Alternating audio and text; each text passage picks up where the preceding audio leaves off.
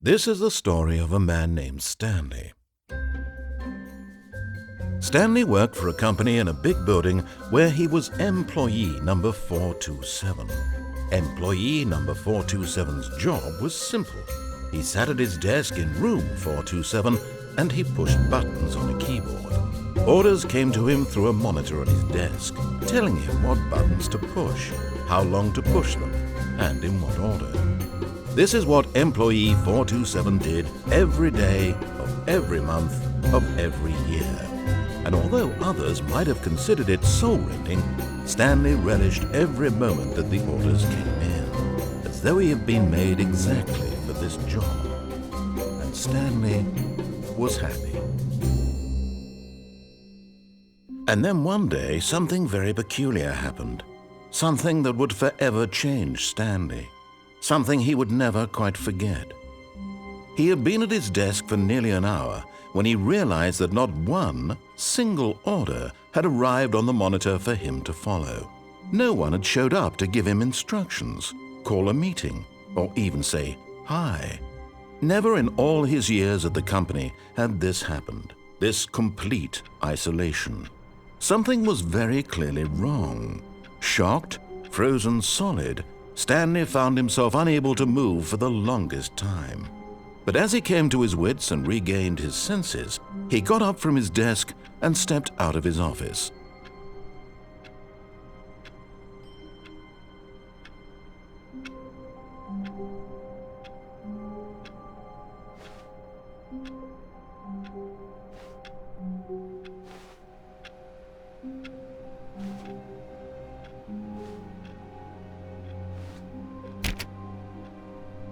All of his co-workers were gone. What could it mean? Stanley decided to go to the meeting room. Perhaps he had simply missed a memo. No matter how hard Stanley looked, he couldn't find a trace of his co-workers.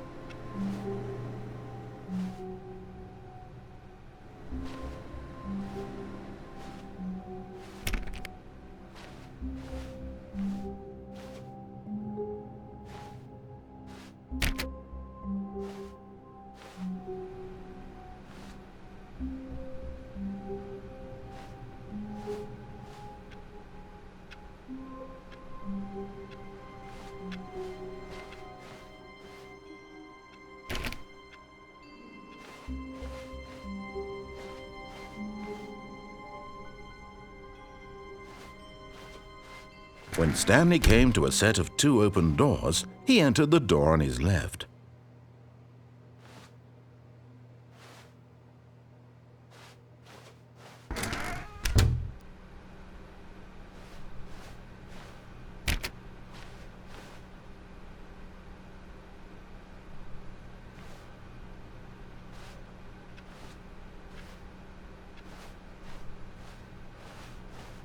Yet there was not a single person here either.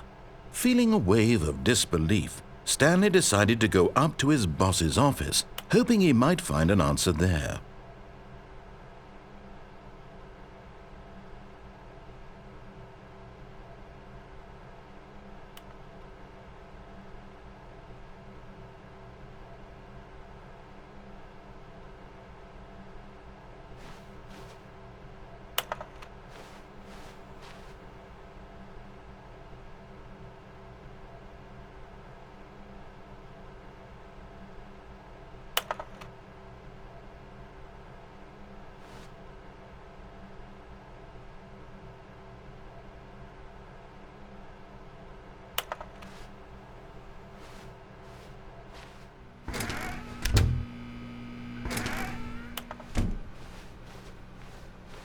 Coming to a staircase, Stanley walked upstairs to his boss's office.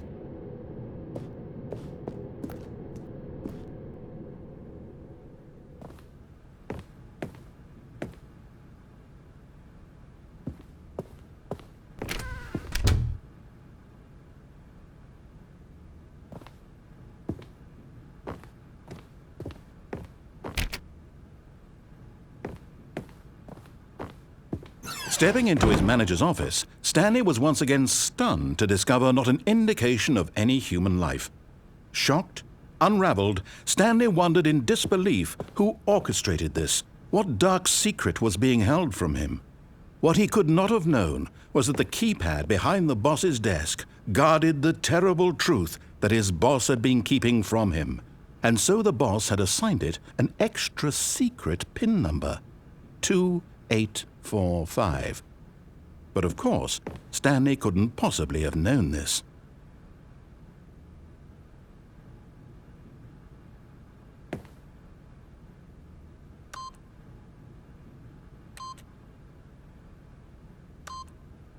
Stanley, yet incredibly, by simply pushing random buttons on the keypad, Stanley happened to input the correct code by sheer luck. Amazing. He stepped into the newly opened passageway.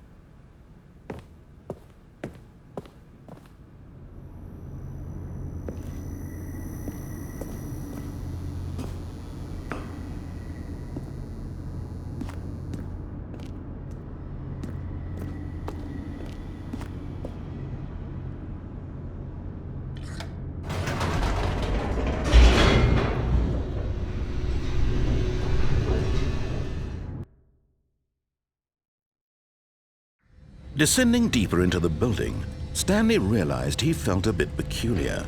It was a stirring of emotion in his chest, as though he felt more free to think for himself, to question the nature of his job. Why did he feel this now, when for years it had never occurred to him? This question would not go unanswered for long.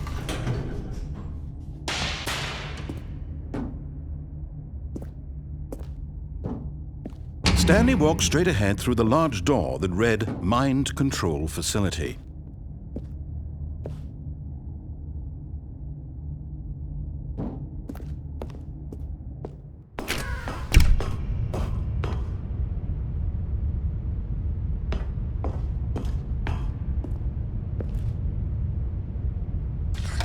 The lights rose on an enormous room packed with television screens. What horrible secret did this place hold? Stanley thought to himself. Did he have the strength to find out?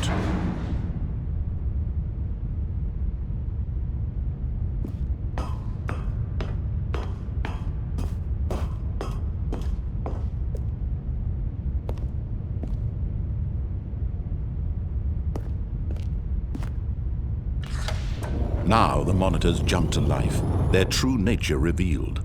Each bore the number of an employee in the building, Stanley's co-workers. The lives of so many individuals reduced to images on a screen, and Stanley, one of them, eternally monitored in this place where freedom meant nothing.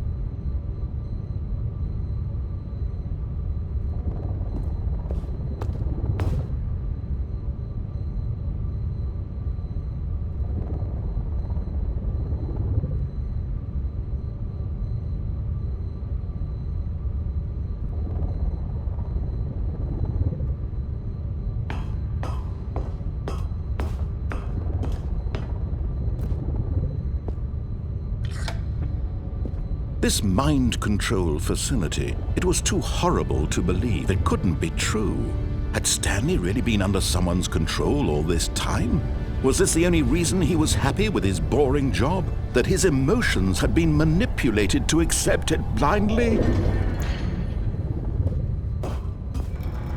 No, he refused to believe it. He couldn't accept it. His own life in someone else's control? Never! It was unthinkable, wasn't it? Was it even possible?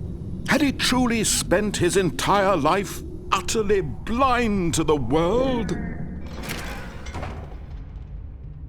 But here was the proof, the heart of the operation. Controls labeled with emotions, happy or sad or content. Walking, eating, working, all of it monitored and commanded from this very place. And as the cold reality of his past began to sink in, Stanley decided that this machinery would never again exert its terrible power over another human life. For he would dismantle the controls once and for all.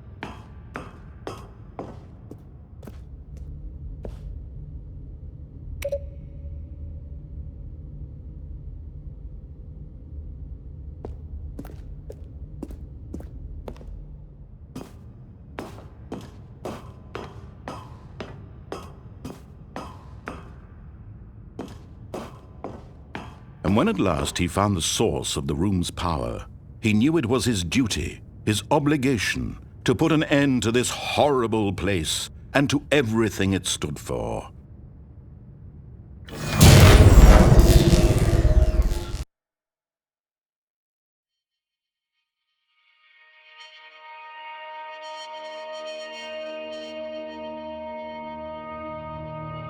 Blackness and a rising chill of uncertainty. Was it over? Yes! He had won! He had defeated the machine, unshackled himself from someone else's command. Freedom was mere moments away. And yet, even as the immense door slowly opened, Stanley reflected on how many puzzles still lay unsolved. Where had his co-workers gone? How had he been freed from the machine's grasp? What other mysteries did this strange building hold? But as sunlight streamed into the chamber, he realized none of this mattered to him, for it was not knowledge or even power that he had been seeking, but happiness. Perhaps his goal had not been to understand, but to let go. No longer would anyone tell him where to go, what to do, or how to feel. Whatever life he lives, it will be his. And that was all he needed to know. It was perhaps the only thing worth knowing. Stanley stepped through the open door.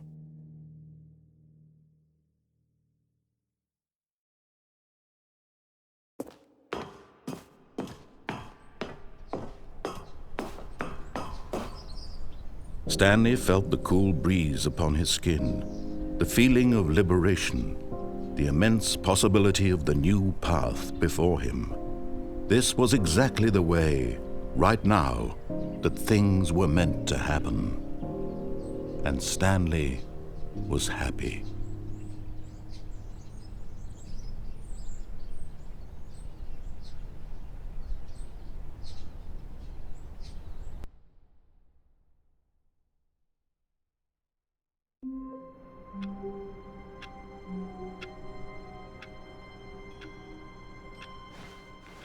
All of his co-workers were gone. What could it mean? Stanley decided to go to the meeting room. Perhaps he had simply missed a memo.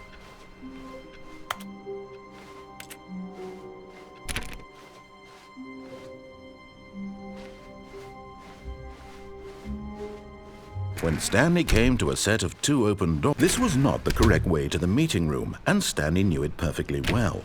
Perhaps he wanted to stop by the employee lounge first, just to admire it.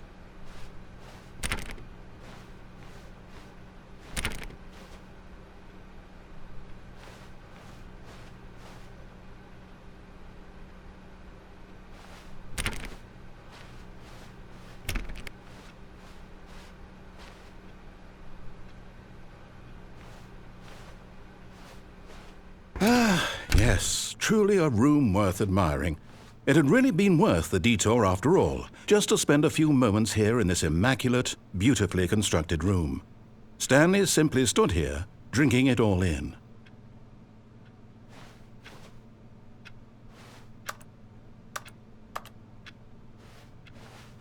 Yes, really worth it being here in the room. A room so utterly... But eager to get back to business, Stanley took the first open door on his left.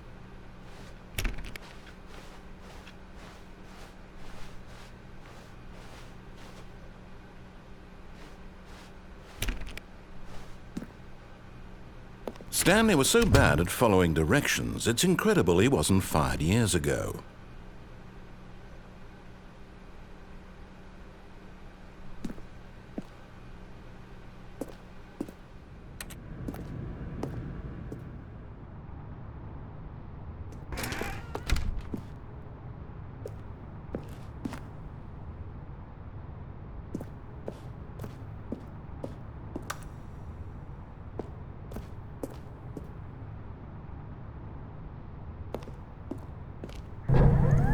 Look, Stanley, I think perhaps we've gotten off on the wrong foot here. I'm not your enemy, really, I'm not. I realize that investing your trust in someone else can be difficult, but the fact is that the story has been about nothing but you all this time. There's someone you've been neglecting, Stanley. Someone you've forgotten about. Please, stop trying to make every decision by yourself. Now, I'm not asking for me, I'm asking for her. This is it, Stanley. Your chance to redeem yourself. To put your work aside. To let her back into your life. She's been waiting.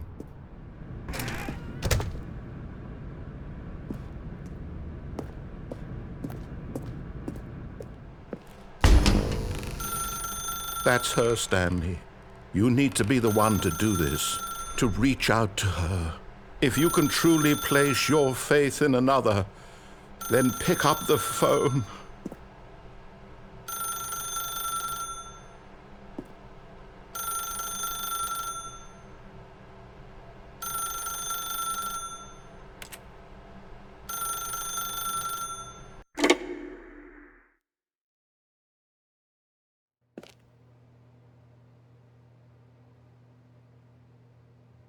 Stanley, is that you? Hold on, sweetie. Sorry to keep you waiting. I'm just pulling the bread out of the oven. All right. Okay, there we go. All right, now, I want you to come in and tell me all about your day. Gotcha. Oh, come on. Did you actually think you had a loving wife who'd want to commit their life to you? I'm trying to make a point here, Stanley. I'm trying to get you to see something. Come inside. Let me show you what's really going on here.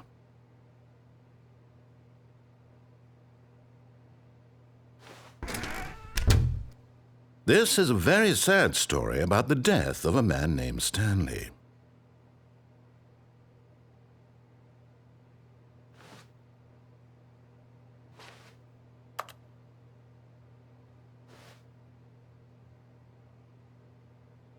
Stanley is quite a boring fellow. He has a job that demands nothing of him, and every button that he pushes is a reminder of the inconsequential nature of his existence.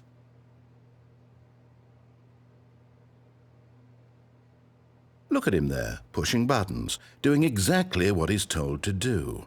Now he's pushing a button. Now he's eating lunch.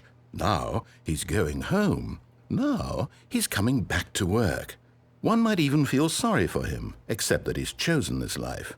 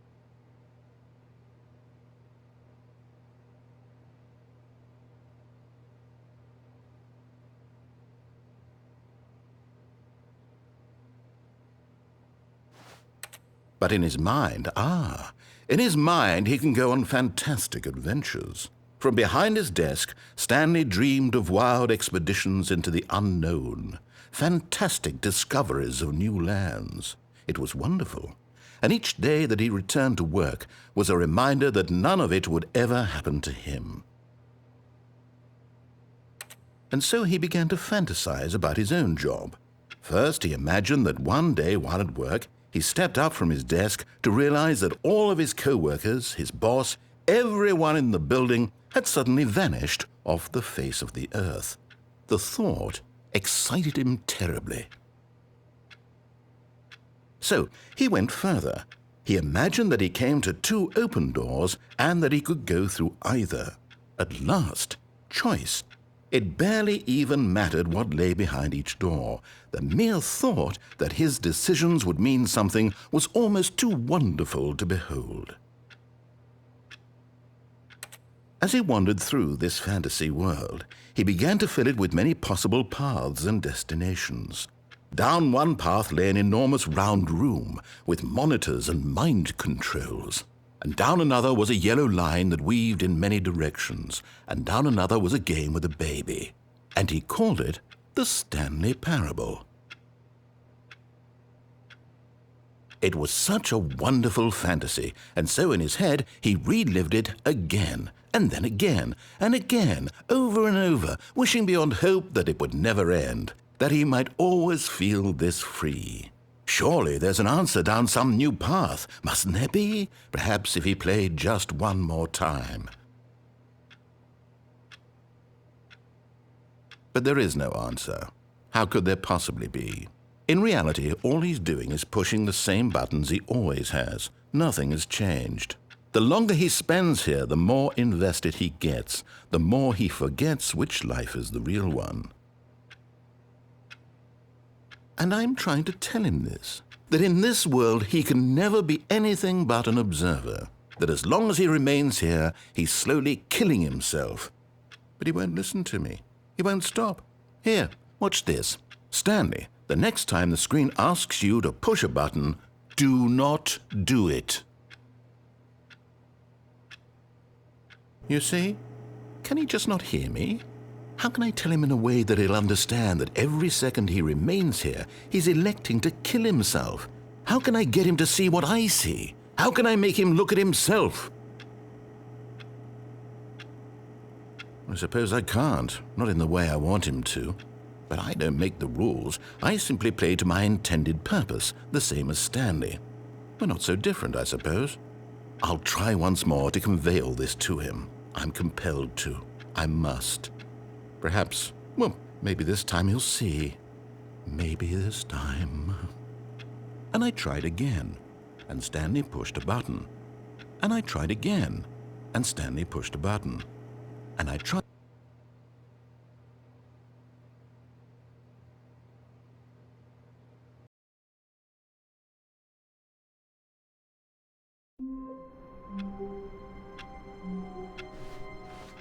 All of his co-workers were gone. What could it mean? Oh, please.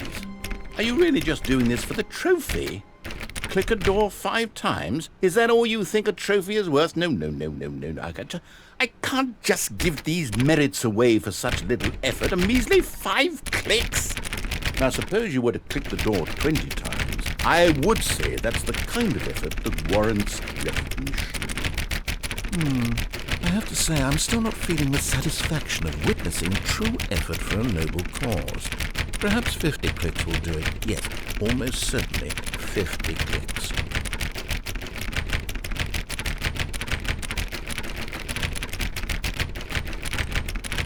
No, I'm still not feeling it. I want this trophy to have meant something. It has to be a true reward for valiant effort. I want to see some hustle, Stanley. I want to see commitment, a willingness to go all the way no matter the cost. Why don't you go put 20 clicks into door number 417?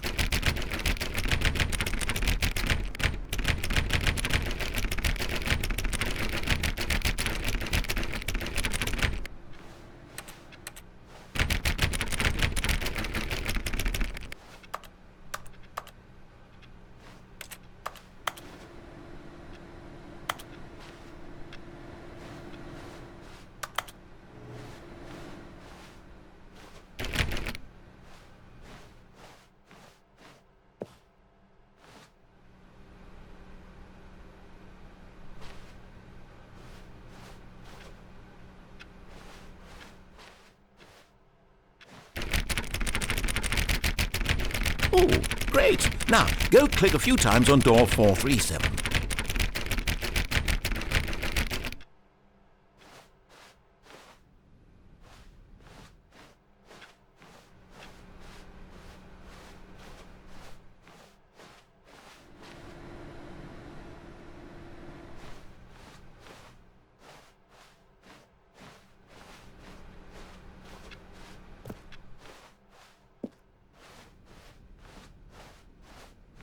When Stanley came to a set of 2 open doors, he entered the door on his left.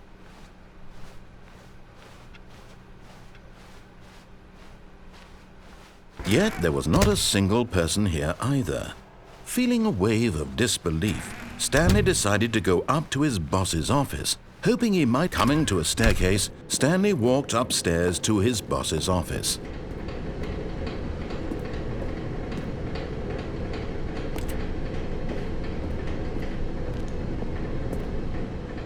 But Stanley just couldn't do it. He considered the possibility of facing his boss. Admitting he had left his post during work hours, he might be fired for that. And in such a competitive economy, why had he taken that risk? All because he believed everyone had vanished? His boss would think he was crazy. And then something occurred to Stanley. Maybe, he thought to himself, maybe I am crazy. All of my co-workers blinking mysteriously out of existence in a single moment for no reason at all? None of it made any logical sense. And as Stanley pondered this, he began to make other strange observations. For example, why couldn't he see his feet when he looked down? Why did doors close automatically behind him wherever he went? And for that matter, these rooms were starting to look pretty familiar. Were they simply repeating? No, Stanley said to himself, this is all too strange. This can't be real.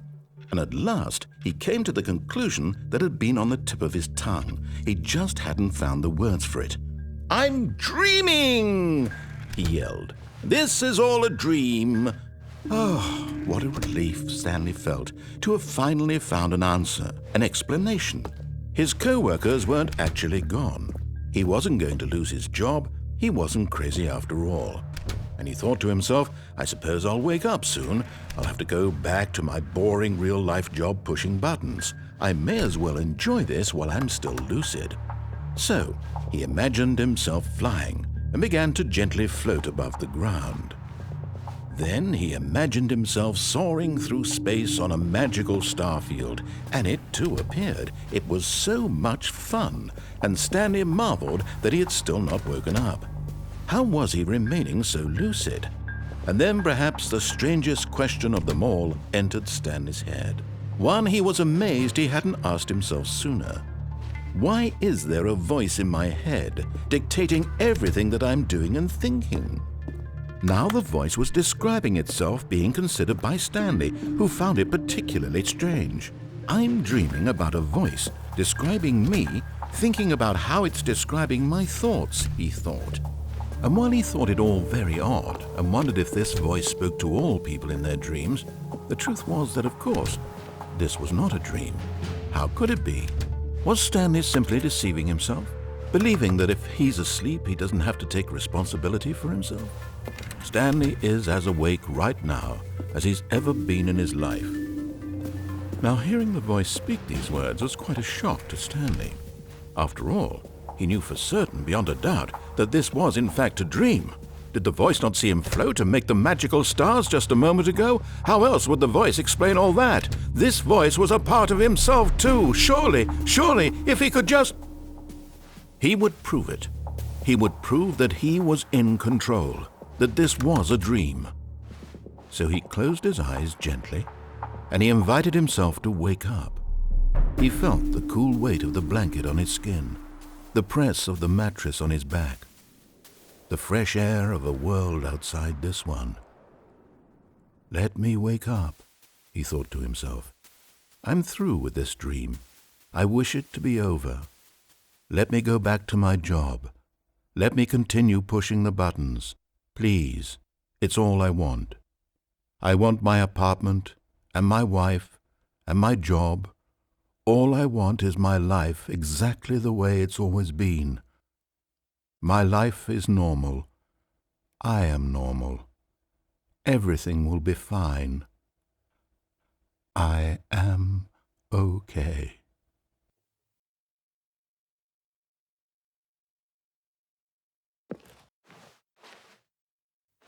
Stanley began screaming. Please, someone wake me up. My name is Stanley. I have a boss. I have an office. I am real. Please, just someone tell me I am real. I must be real. I must be. Can anyone hear my voice? Who am I? Who am I? and everything went black.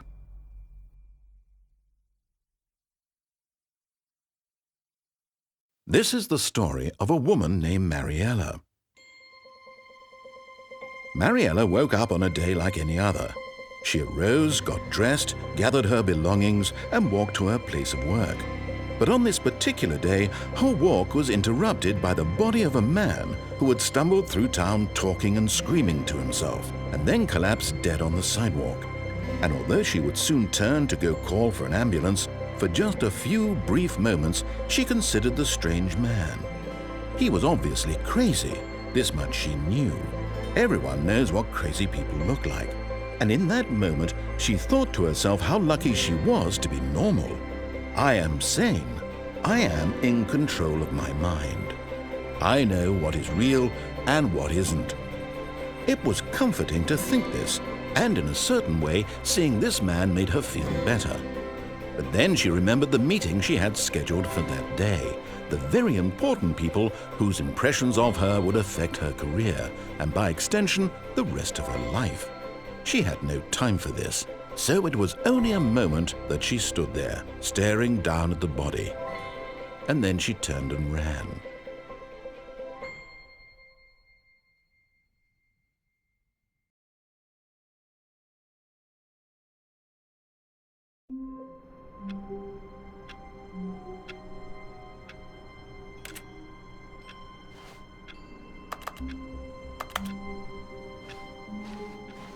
All of his co-workers were gone. What could it mean? Stanley decided to go to the meeting room. Perhaps he had simply missed a memo.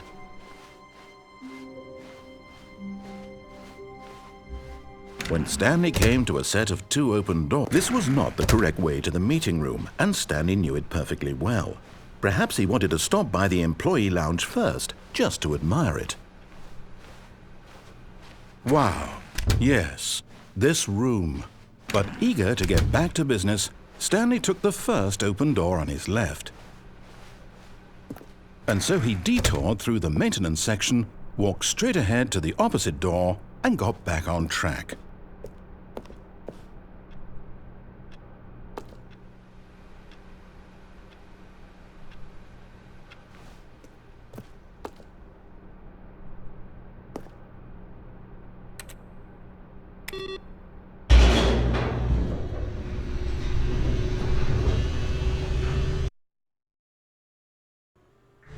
But Stanley didn't want to go back to the office.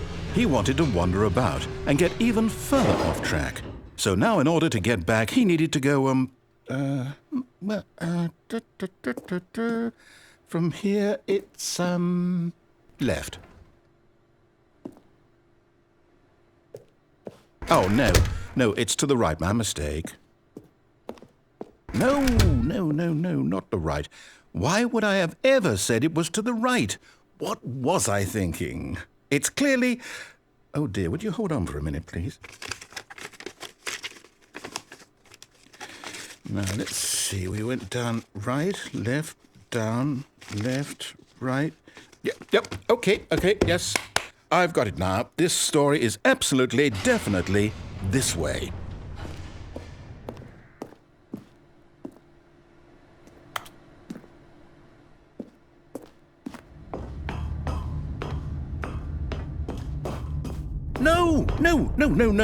No, this isn't right at all. You're not supposed to be here yet. This is all a spoiler. Quick, Stanley, close your eyes. Okay. We just have to get back to, oh, who am I kidding? It's all rubbish now. The whole story completely unusable. How about, rather than waste my time trying to salvage this nonsense, we'll just restart the game from the beginning. And this time, suppose we don't wander so far off track, Okay, from the top.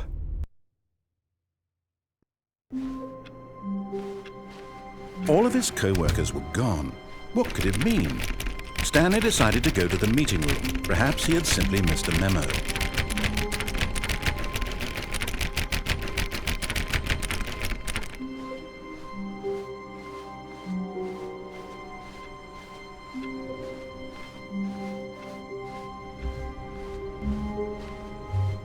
When Stanley...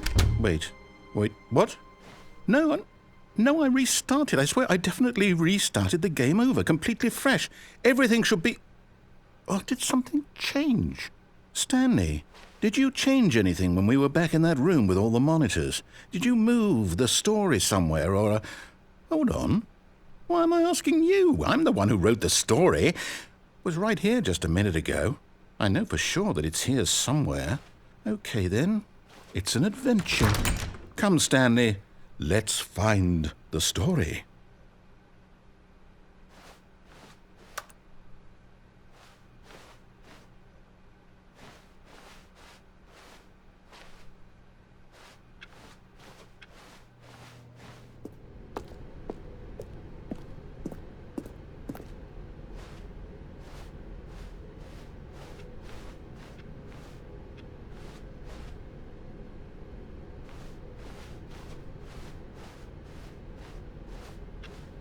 I'll say it. This is the worst adventure I've ever been on. I can promise you there definitely was a story here before. Do we need to restart the game again? Well, I find it unlikely that we'll ever progress by starting over and over again, but it's got to be better than this. Okay, let's give it a shot. Why not?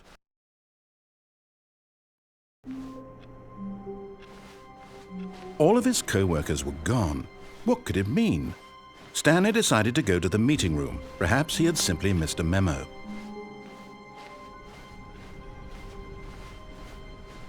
Okay, yep, it's worse.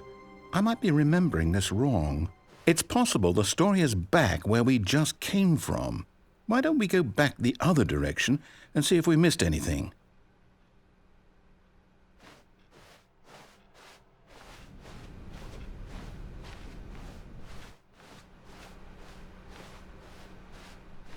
Aha!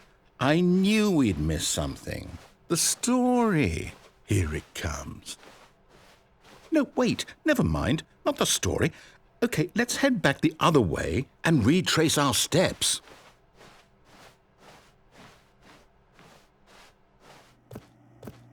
Now this... Well, I'll be honest, I don't recognize this place at all. Is this the story? I don't think so.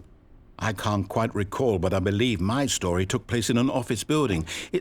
Is that correct? Do you remember, Stanley? Well, do you know what? Since I've completely forgotten what we were supposed to be doing, how about this? You win! Congratulations! I know you put in a lot of hard work, and it really paid off, so good job. Oh, no. No, I don't feel right about this at all. We both know you didn't put in any actual work for that win. Some people win fair and square, and this was not one of those situations. Okay, I'm getting weirded out by whatever this place is. I don't care what might happen this time. I have to restart. All right, I've got a solution. This time, to make sure we don't get lost, I've employed the help of the Stanley Parable Adventure Line. Just follow the line. How simple is that? You see? The line knows where the story is. It's over in this direction. Onward, Stanley, to destiny. Though, here's a thought. Wouldn't wherever we end up be our destination, even if there's no story there? Or to put it another way, is the story of no destination still a story? Simply by the act of moving forward, are we implying a journey such that a destination is inevitably conjured into being via the very manifestation of the nature of life itself? Whoa. Hang on. That got a bit weird back there. Well, I'd like to apologize. Not sure where I was going with all that. You know what? I think what we need right now is a bit of music to lighten the mood.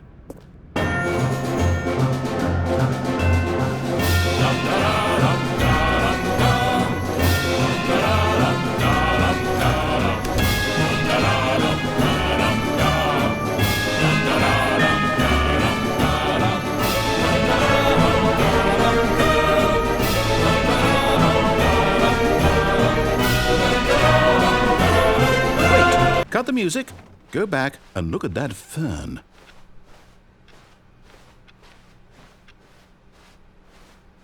Stanley, this fern will be very important later in the story. Make sure you study it closely and remember it carefully. You won't want to miss anything.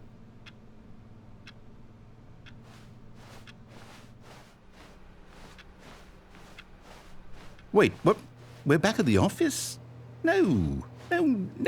Line, you do know we're looking for the Stanley Parable, right? The story?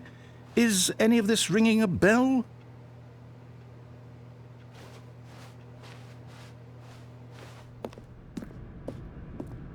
Oh, no, not again. Line, how could you have done this to us? And after we trusted you, after everything we've been through, you... Oh, I can't take this anymore. To hell with it. Restart.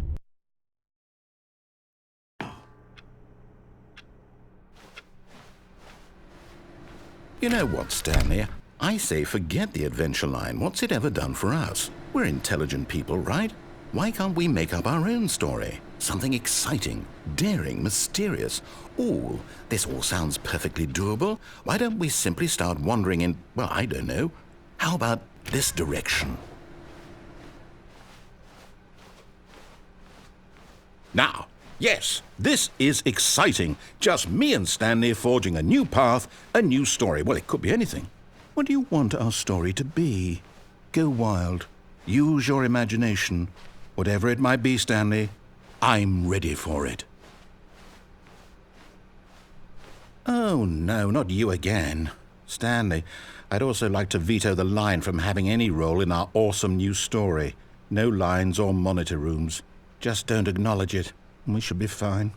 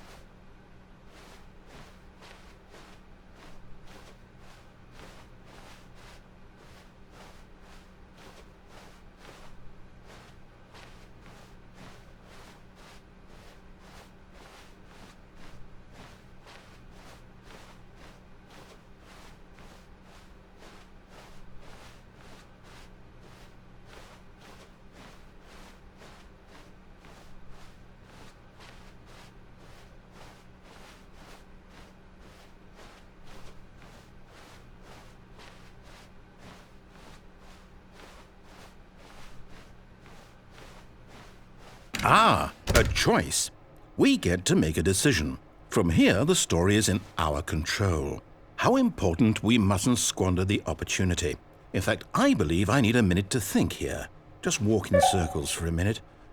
Okay, so I know that each door has to lead somewhere, which means that somewhere at the place where we're trying to go, there must be a reverse door that leads here.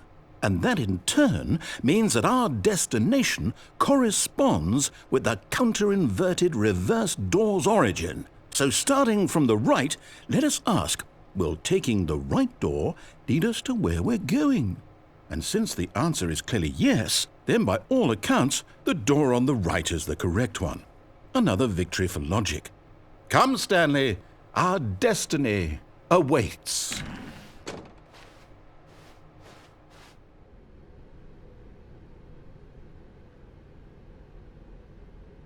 Oh, hold up, what's this?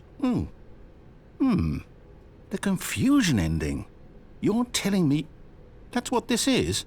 It's all one giant ending? And we're supposed to restart the game, what, eight times?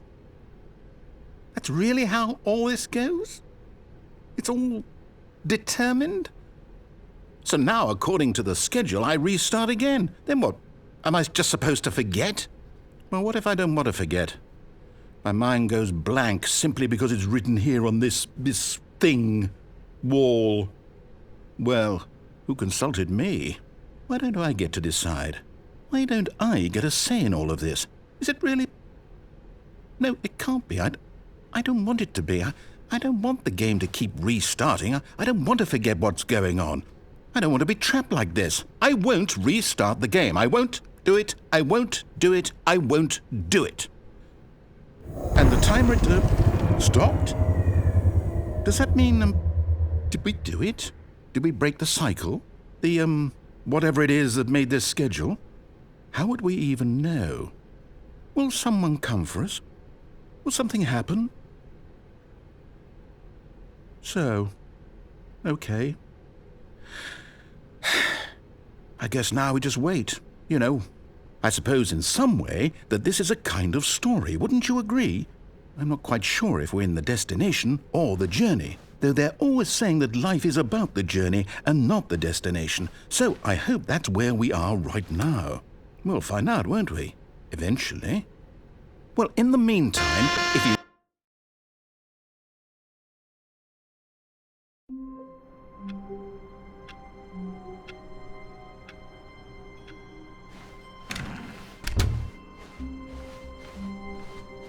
When Stanley came to a set of 2 open doors, he entered the door on his left.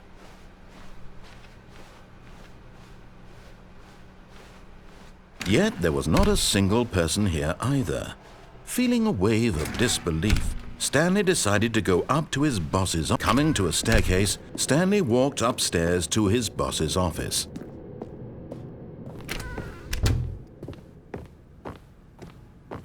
Stepping into his manager's office, Stanley was once again stunned to discover not an indication of any human life. What could it mean? Stanley wondered aloud to nobody. He began wildly tearing through papers on the boss's desk, pulling books off. Stanley was in such a rush to get through the story as quickly as possible, he didn't even have a single minute to just let the narrator talk. That kind of anxiety isn't healthy, so he relaxed for a few moments with some calming New Age music.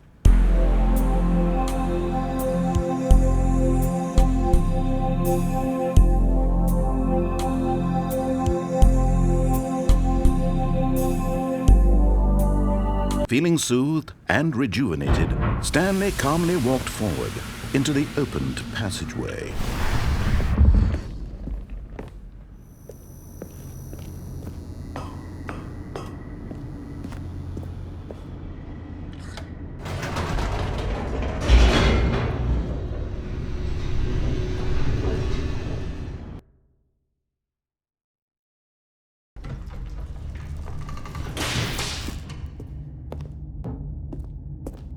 Stanley walked straight ahead through the large door that read Mind Control Facility.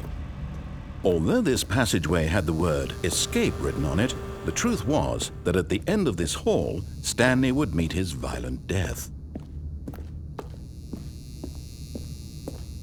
The door behind him was not shut. Stanley still had every opportunity to turn around and get back on track. At this point, Stanley was making a conscious, concerted effort to walk forward and willingly confront his death.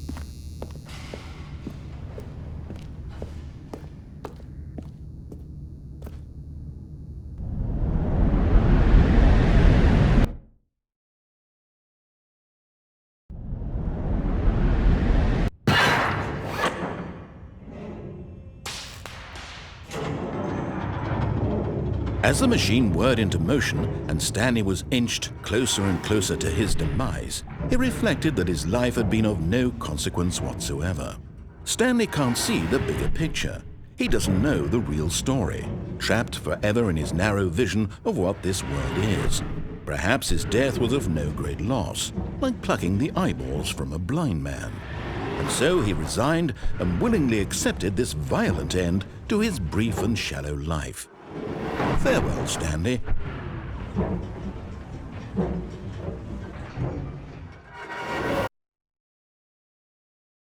Farewell, Stanley, cried the narrator, as Stanley was led helplessly into the enormous metal jaws. In a single visceral instant, Stanley was obliterated as the machine crushed every bone in his body, killing him instantly.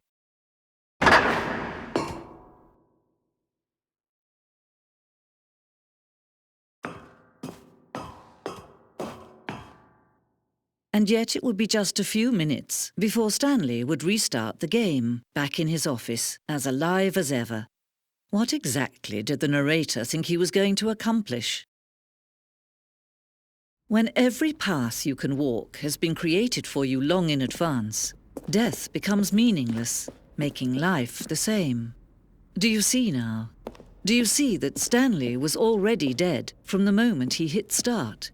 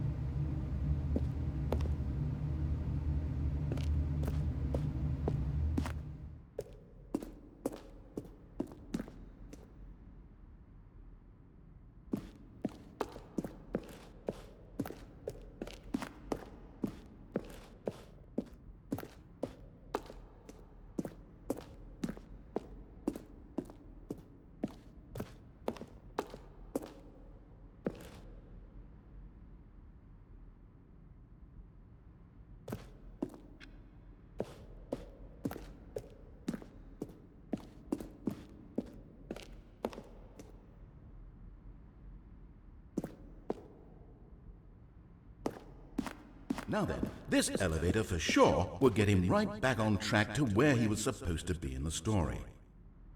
Stanley walked over the bridge. Let's see. Stanley walked through the green door. Stanley stood on the... Now look closely, Stanley.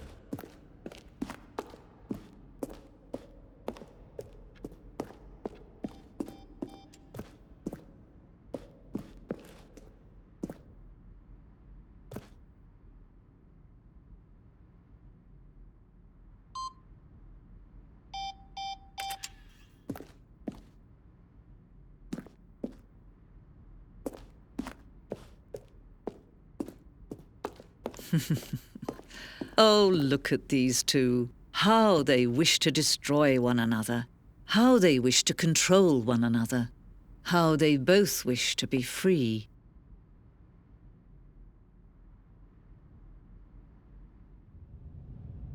Can you see? Can you see how much they need one another? No, perhaps not. Sometimes these things cannot be seen. But listen to me. You can still save these two. You can stop the program before they both fail. Turn off your PlayStation. There's no other way to beat this game. As long as you move forward, you'll be walking someone else's path. Stop now and it'll be your only true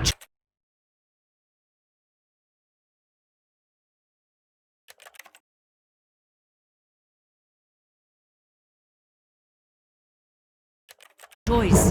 Whatever you do, choose it. Don't let time choose for you. Don't let